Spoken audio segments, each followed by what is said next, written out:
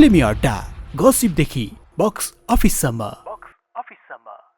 नमस्कार, फिल्मी अड्डाको यो अर्को श्रृङ्खलामा तपाईँलाई स्वागत छ। म मनोज दाहाल। फिल्मी अड्डाको यो बसाइमा हामी विभिन्न एक हप्तासम्मका फिल्मी गतिविधि तपाईँका लागि प्रस्तुत गर्ने गर्छौँ। आउनुहोस् लागौँ अब फिल्मी गतिविधितर्फ।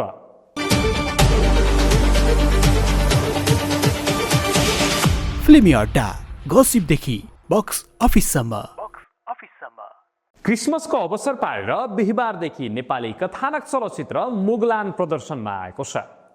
चलचित्र परानपछि प्रदर्शनमा आएका कुनै पनि नेपाली चलचित्रहरूले अपेक्षाकृत व्यापार नगरिरहेका बेला मुगलानको सुरुवात पनि निराशाजनक भएको छ। पुराना सफल चलचित्र मुगलानको नामबाट पुनर्निर्माण भएको चलचित्रलाई दर्शकले खासै वास्ता गरेको देखिँदैन।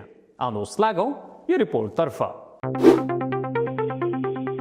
पौष 10 गते क्रिसमसको अवसर पारेर नेपाली सिनेमा हलहरूमा मुगलान चलचित्र प्रदर्शनमा आएको छ। आशिष ढकालको लेखन तथा निर्देशनमा निर्माण भएको चलचित्र मुगलान सिनेमा घरहरूमा बिना प्रचार प्रसार नै प्रदर्शनमा आएको हो। चलचित्र हलमा लागेको छ भन्ने कुरा धेरै दर्शकलाई थाहा नै छैन। चलचित्रमा प्रभात पाल ठकुरी, समारिका ढकाल, श्रेष्ठी भान्सी, रामचन्द्र अधिकारी, दिनेश टिसी, सबिन बास्तोला, मोती सुवेदी, राजुराज सोनी, रश्मि भट्ट, जीवन गौतम, खड्गबहादुर पुन खबफुल लगायत कलाकारको अभिनय रहेको छ।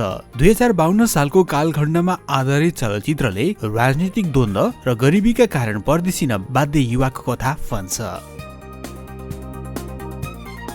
रेहान प्रोडक्सनको ब्यानरमा निर्माण भएको चलचित्रका निर्माता गोमन सिंह तथा को प्रोड्युसर रिता चौधरी हुन्। सिनेमामा किरण भुषालको संगीत, शान्तिश्री परियार, प्रताप दास, बेनिसा पौडेल, हरिगिरीको स्वर रहेको छ भने आशिष ढकाल, सृजना लम्साल, हरिगिरी विमर्शीको शब्द रहेको छ।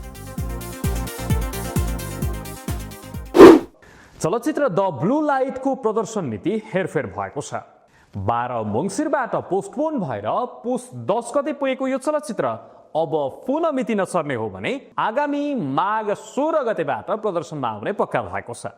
अभिनेत्री बेनिसा हमाल कार्यकारी निर्माता रहेको चलचित्र प्रदर्शनमा आउने मितिमा नै चलचित्र आबाट आमा पनि प्रदर्शनमा आउने पक्का भइसकेको छ। दुई चलचित्रको व्यापार कस्तो रहला त्यो त रिलिज पछि नै थाहा हुनेछ। अहिलेलाई प्रस्तुत छ यो रिपोर्ट। बलिराम चौहानको लेखन तथा निर्देशनमा बनेको चलचित्र द ब्लू लाइट पुस 10 गतेबाट सरेर माघ 16 मा पुगेको छ। यसअघि निर्माण टिमले मङ्सिर 12 लाई पहिलो प्रदर्शन मिति तोकेको थियो, तर विभिन्न कारणले चलचित्रको प्रदर्शन मिति पोस्टपोन भएर पुस 10 मा पुगेको थियो। अब भने चलचित्र माघ 16 मा प्रदर्शनमा आउने पक्का भएको छ। यसै साथ निर्माण टिमले चलचित्रको टिजर सार्वजनिक गरेको छ। सार्वजनिक टिजरले चलचित्र कथावस्तु बारे दर्शकलाई जानकारी दिन्छ। सार्वजनिक टिजरमा प्रेम, प्रतिशोध, हत्या, त्रास देखाइएको छ। चलचित्र द ब्लू लाइटमा बेनिसा हमाल, अर्पण थापा, आयुष्मान देशराज जोशी, सृष्टि श्रेष्ठ, महेश त्रिपाठी, सुरक्षा इटानी लगायत कलाकारको अभिनय रहेको छ। बाल कलाकारमा कृष्मा कटवाल र सहारा शर्माको अभिनय रहेको छ। चलचित्रलाई निर्देशक बलिराम चौहान स्वयंले निर्माण गरेका हुन् भने सहनिर्माताको रूपमा भोलानाथ कटवाल र रमन ग्रे रहेका छन्। साइकोलोजिकल थ्रिलर जन्रामा निर्माण भएको चलचित्रलाई नरेन्द्र मैनालीले खिचेका हुन् भने लोकेश वज्रचार्यको सम्पादन, महेश श्रेष्ठको ब्याकग्राउन्ड स्कोर, एसटी योगीको संगीत। यस चलचित्रमा बेनिसा हमाल र छायाकार नरेन्द्र मैनाली कार्यकारी निर्माताको रूपमा रहेका छन्। आगामी माघ 9 गतेबाट प्रदर्शन हुन लागेको चलचित्र परिवर्तनमा समावेश पहिलो गीत पाकेको चिउरा यसै साता सार्वजनिक गरिएको छ। क्रिसमस डेको अवसर पारेर बिहिबार सार्वजनिक गरिएको यस गीतमा चलचित्रका मुख्य जोडी सुशील श्रेष्ठ र अञ्जना बराइलीलाई फिचर्ड गरिएको छ। प्रस्तुत छ यो रिपोर्ट। यही माघ 9 गतेबाट प्रदर्शनमा आउन लागेको चलचित्र हो परिवर्तन। चलचित्रको प्रदर्शन मिति नजिकै जाँदा निर्माण टिम प्रचार प्रसारमा तीव्र रूपमा लागिरहेको छ। चलचित्रको टिजर र विभिन्न पोस्टरहरू सार्वजनिक भइसकेको छ। यतिखेर अब भने निर्माण टिमले चलचित्रको पहिलो गीत सार्वजनिक गरेको छ। गीतको बोल रहेको छ पाकेको चिउरी। पाकेको चिउरी किनै जन्योरी लाजैले हो कि डरैले माया लाजैले हो कि डरैले। सार्वजनिक गीतमा एसटी योगी र रेशमा पुनको स्वर रहेको छ भने गीतलाई मौसम अर्यालले लेखेका हुन् भने संगीत एसटी योगीकै रहेको छ। गीतको भिडियोलाई रामजी लामिछानेले कोरियोग्राफी गरेका हुन् भने गीतमा चलचित्रका दुई मुख्य कलाकार सुशील श्रेष्ठ र अञ्जना बराइली प्रेमिल भावमा देखिएका छन्। दुवैको प्रस्तुतिले भिडियो आकर्षक बनेको छ। चलचित्र परिवर्तनलाई विजय केरुङले निर्देशन गरेका हुन् भने यस चलचित्रमा सुशील र अञ्जना सहित सरोज खनाल, करिश्मा मानन्द र बुद्धि तामाङ, हेमन्त बुढाथोकी, सुभाष मेचे, पुष्कर भट्टराई लगायत कलाकारको अभिनय रहेको छ। चलचित्रलाई दीपक शिवाकोटीले निर्माण गरेका हुन् भने चलचित्रमा शिवम अधिकारीको पटकथा तथा संवाद, दीपक शिवाकोटीको कथा रहेको छ।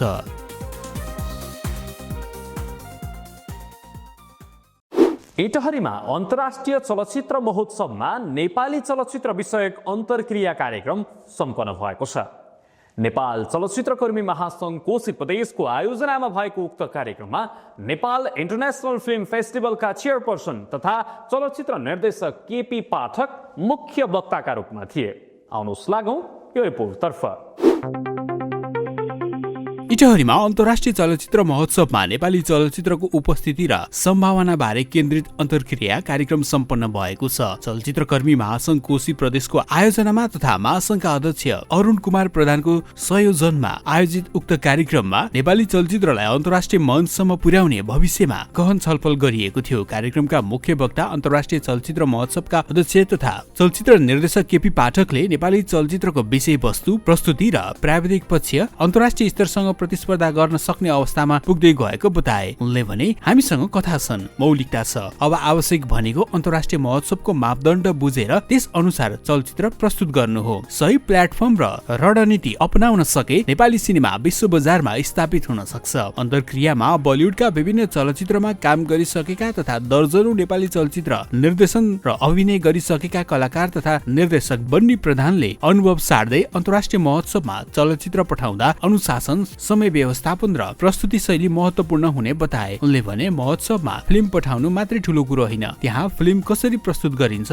निर्देशक र टोलीले आफ्नो कामलाई कसरी व्याख्या गर्छन् भन्ने कुराले पनि चलचित्रको भविष्य तय गर्छ। चलचित्रकर्मी महासंघ कोशी प्रदेशका अध्यक्ष अरुण कुमार प्रधानले कोशी प्रदेशका चलचित्रकर्मीलाई चलचित्रकर्मीहरूलाई अन्तर्राष्ट्रिय स्तरमा पुर्याउने उद्देश्यले यस्तो कार्यक्रम आयोजना गरिएको बताए। उनले भने प्रदेशमै रहेर पनि अन्तर्राष्ट्रिय महोत्सवसम्म पुग्ने सम्भावना छ भन्ने विश्वास दिलाउन हाम्रो उद्देश्य हो। यस किसिमका अन्तर्क्रियाले स्थानीय चलचित्रकर्मीलाई आत्मविश्वास र स्पष्ट मार्गदर्शन दिन्छ। अन्तर्क्रिया कार्यक्रममा सहभागी स्थानीय चलचित्रकर्मीले आफ्ना चलचित्र अन्तर्राष्ट्रिय महोत्सवमा प्रदर्शन गर्ने प्रक्रिया बारे चासो राख्दै प्रश्न गरेका थिए। वक्ताहरूले महोत्सव छनौट प्रक्रिया, नेटवर्किङ र मार्केटिङका पक्षमा व्यावहारिक सुझाव दिएका थिए। वक्ताहरूले महोत्सव छनौट प्रक्रिया, फिल्म सबमिसन, नेटवर्किङ र मार्केटिङका पक्षमा व्यावहारिक सुझाव दिएका थिए। कार्यक्रमले कोशी प्रदेशका चलचित्रकर्मीलाई अन्तर्राष्ट्रिय चलचित्र महोत्सव प्रति थप उत्साहित बनाएको आयोजकले जनाएको छ।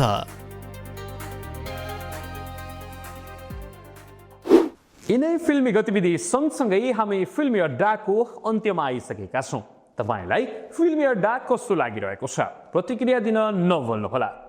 आउने हप्ता पुनः यस्तै विभिन्न फिल्मी गतिविधिका साथ उपस्थित हुने बाचा सहित मनोज दाहाल बिदा हुन्छु।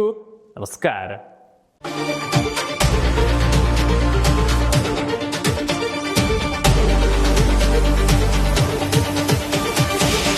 फिल्मी अड्डा, गसिपदेखि बक्स अफिससम्म।